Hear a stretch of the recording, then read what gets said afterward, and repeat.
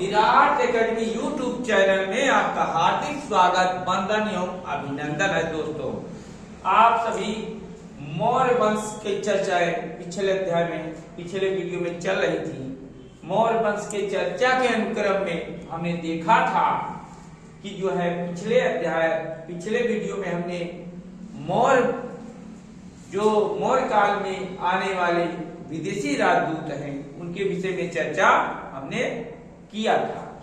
आज हम मौर्य वंश के जो इतिहास है कि चंद्रगुप्त मौर्य किस जाति से बिलोंग करता था, चंद्रगुप्त मौर्य किस जाति का था, इसके विषय वस्तु पर प्रकाश डालेंगे। जैसा कि बौद्ध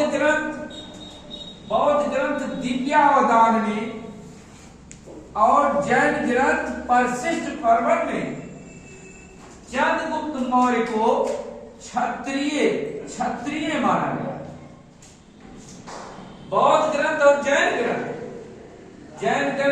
बौद्ध ग्रंथ दिव्यावदान और जैन ग्रंथ परशिष्ट पर्वन चंद्रगुप्त मौर्य को क्षत्रिय मानते हैं, जबकि प्राचीनतम बौद्ध ग्रंथ महापरिनिर्वाण सूत्र में मौर्यों को क्षत्रिय एवं पिपली वंश का शासक बताया गया है।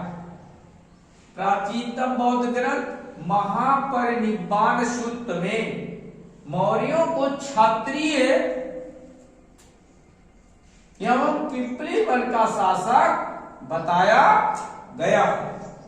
परशिष्ट पर्वन में चंद्रगुप्त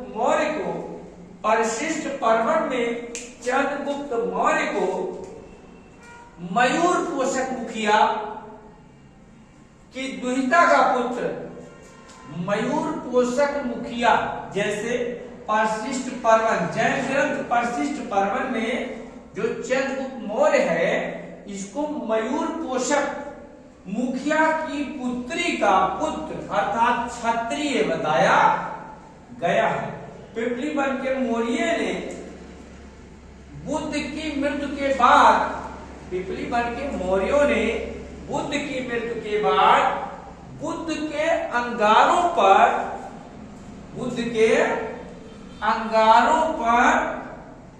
अंगारा स्तूप का निर्माण किया था। दोस्तों, स्तूप शब्द का उल्लेख ऋग्वेद में सर्वप्रथम बार आया है। तो स्तूप निर्माण की परंपरा जो है ऋग्वैदिक काल में ही थी। तो अंगारों के ऊपर अंगारा स्तूप का निर्माण किया था।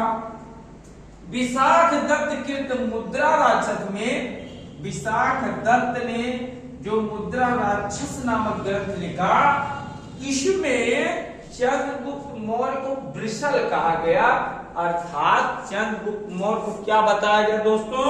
कुलहीन बताया गया है, अर्थात यह निम्न कुल से संबंधित था। ब्राह्मण परंपरा के अनुसार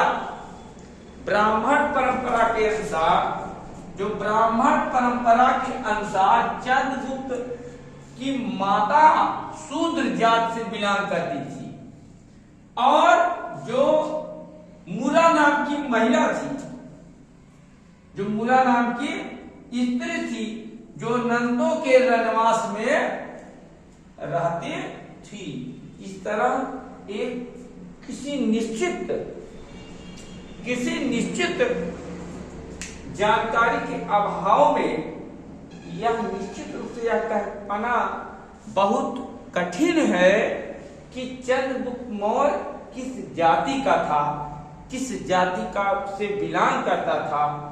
जैसे जैन ग्रंथ बौद्ध ग्रंथ, जैसा कि हमने देखा, जैन ग्रंथ बौद्ध ग्रंथ क्षत्रिय मानते हैं और ब्राह्मण परंपरा के अनुसार इसको निम्न जाति से संबद्ध किया जाता है, निम्न जाति का बताया जाता है और यह कहा जाता है कि यह शूद्र जात की मूला नाम की महिला थी और जो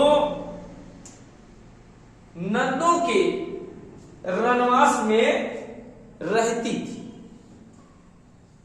तो इस तरीके से कोई का अभाव दिखाई देता है, लेकिन जिस तरीके से